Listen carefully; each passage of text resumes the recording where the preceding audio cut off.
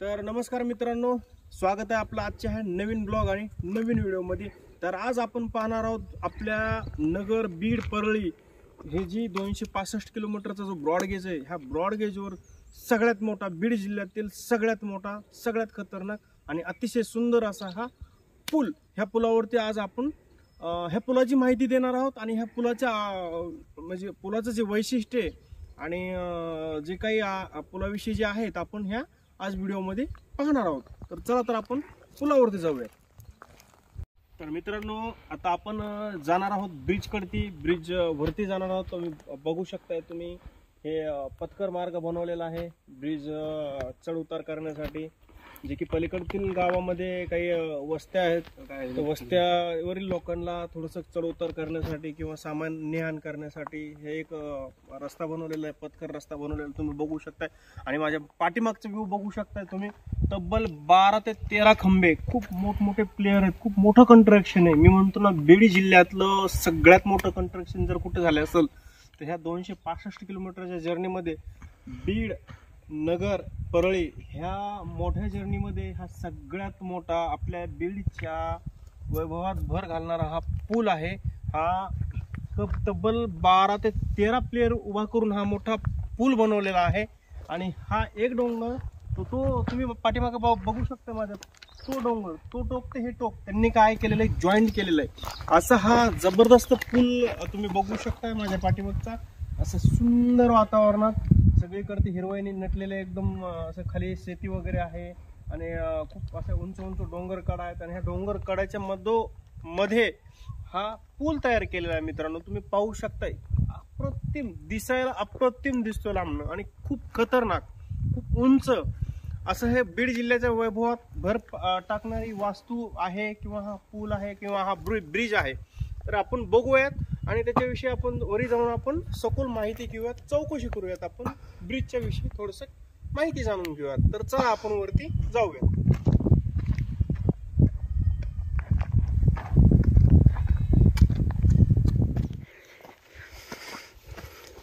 चढताना सुद्धा इतका त्रास होतो, इतका उंचीवरती हा पूल आहे, तुम्ही पाहू शकताय। तुम्हाला व्हिडिओच्या अंदाजे, व्हिडिओच्या फुटेजवरनं जर दिसतंय तुम्हाला, पायाला खूप त्रास होतो चढताना सुद्धा। असा हा खतरनाक ब्रिज आहे आणि श्वासोश्वास सुद्धा फुलतोय। मी म्हणतो अस्थमाच्या पेशंटनी इथलं हे पायऱ्या चढ उतार करणं शक्य नाहीये, खूप उंचीवरती पूल आहे हा, तुम्ही पाहू शकता। इकडचा नजाराही बघू शकता तुम्ही कशा पद्धतीने हा पूल येतो। साईडचा नजारा इकडचा पण बघू शकताय तुम्ही, सगळीकडे डोंगर आहे, कपारी आहे, उंच ठिकाण आहे। फायनली आपण आलो आहोत आपल्या ह्या मराठवाड्याच्या पंबन बीचवर। तर आपण आलो फायनली, आपण ह्या सेतूवरती, हा पंबन ब्रिज सारखाच ब्रिज आहे, जसं की एक तामिळनाडूमध्ये जो ब्रिज आहे नाही का, तो इंदिरा गांधीने बांधलेला 2 किलोमीटरचा, 2 ते 2.5 किलोमीटरचा, तसाच हा पण ब्रिज आहे। आपण ह्या ब्रिजवरती आलो आहोत। बघू शकतात माझ्या पाठीमागं की आपल्या बीड जिल्ह्याची जी रेल्वे ती किती अवघड अशा रस्त्यातनं गेलेली, तुम्ही माझ्या पाठी बघू शकतात। कसलं वळण, जबरदस्त वळण आहे हे। अशा वळणातून, अशा खडतर मार्गातून आपली जी 265 किलोमीटरची बीड परळी नगर ही जी रेल्वे, ही अशा खडतर प्रवास करत, हा खडतर मार्ग कापत ही आपल्या बीडच्या दिशेने निघलेली ही गाडी तुम्ही बघू शकताय। तुम्ही साईडचा व्ह्यू बघू शकताय, इकडचाही व्ह्यू बघू शकताय तुम्ही की कशा प्रकारे ह्या गाडीचे जे वळण आहेत किंवा ह्या गाडीचा जो मार्ग आहे तो किती खडतर आहे, किती अतिशय खतरनाक असा मार्ग आहे। तुम्ही बघू शकताय की माझ्या पाठीमागचा जो तुम्ही पाहताय, तर तुम्हाला अंदाज येईलच की किती मोठं वळण आहे।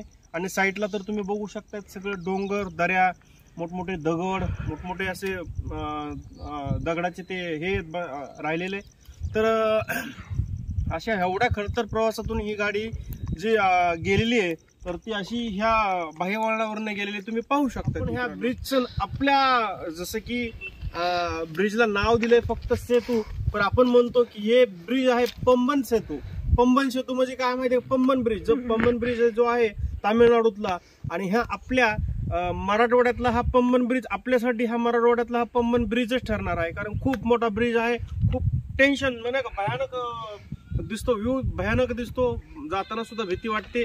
असा हा एवढा मोठा जो ब्रिज आहे आणि ह्या एवढ्या मोठ्या ब्रिजवरनं अशी ही रेल्वे क्रॉस लाईन करत रेल्वे अशी ब्रिजला पार करणार आहे. तर ते खरंच तुम्हाला सांगतो दृश्य अप्रतिम राहणार आहे.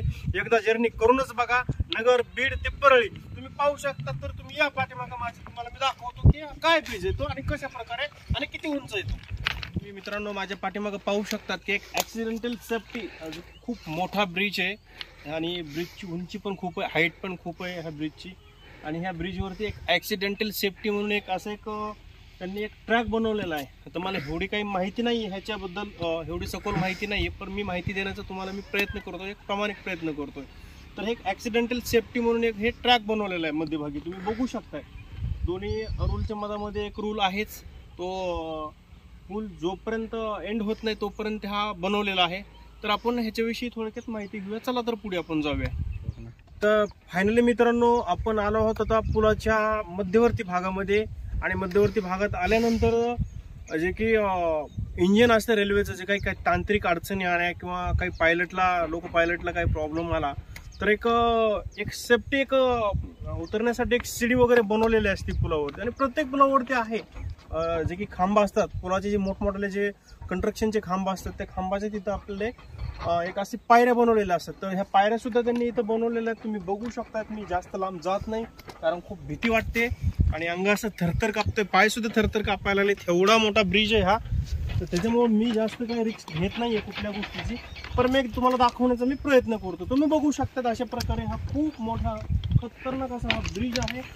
तुम्ही माझ्या समोरच दृश्य तुम्ही बघू शकता कशा प्रकारे आहे आणि कशा प्रकारे नाही. अतिशय खतरनाक असा हा पूल बनवलेला आहे. आणि चालताना सुद्धा तुम्हाला सांगतो 100% मला तर खूप भीती वाटते. असे पाय एकदम थरथरायला लागलेले, कारण एवढ्या मोठ्या पुलावरती मी कधीही चढलेलो नव्हतो. एवढ्या ब्रिजवरती मी कधीही चढलो नाही. आज आपलं सौभाग्य आहे आपल्या बीडकरांचं किंवा बीड जिल्ह्याचं आपलं सौभाग्य, आपल्या बीड जिल्ह्याला हा एवढा मोठा पूल लाभलेला आहे. एवढी मोठी एक वास्तू उभारलेली आहे प्रशासनाने आणि त्याच्यावरती आपण चालतोय. व्हिडिओ बनवण्याचा मुद्दा असा आहे की आपल्याला दाखवायचं आहे की आपल्या बीड जिल्ह्यात हे एवढं मोठं वैभव आहे. बीड जिल्ह्याच्या वैभवात एवढी मोठी म्हणजे वैभवात भर पडलेली आहे.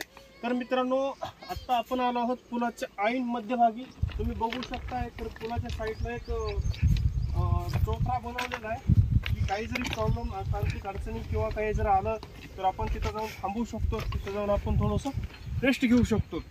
तर अशा प्रकारे हा पुलाचं जे स्ट्रक्चर आहे किंवा कन्स्ट्रक्शन आहे खरंच तुम्हाला सांगतो खतरनाक आहे. आणि चालताना सुद्धा मला भीती वाटत आहे, कारण मला सुद्धा इकडे तिकडे लक्ष द्यावं लागते, कारण सेफ्टी फर्स्ट, जीव अगोदरती महत्त्वाचा आहे.